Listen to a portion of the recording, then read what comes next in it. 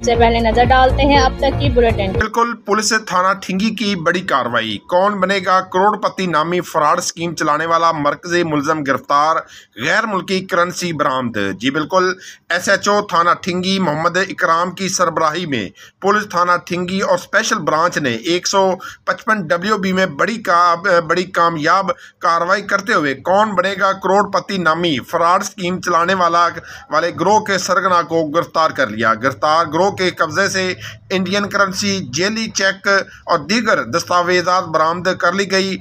मुलजमान सादा लो अवाम को लॉटरी जैसे फ्रॉड करके लूटने में मसरूफ थे। कार्रवाई के दौरान गिरफ्तार होने वालों में नौसरबाज शबीर ओड़ को शामिल है, जबकि मुलजम इशफाक की गिरफ्तारी के लिए छापे मारे जा रहे हैं। मुलजमान अपने घरों में दफातर बनाकर लोगों को फ़ोन के ज़रिए लूट रहे थे। यह गिरोह पूरे पंजाब के लिए चैलेंज बना हुआ था। पुलिस थाना ठिंगी ने गिरफ्तार मुलजमान के खिलाफ कानूनी सख्त कार्रवाई करते हुए मुकदमा दर्ज करके हवालात में बंद करते हुए तफ्तीश का दायरा वसी कर दिया।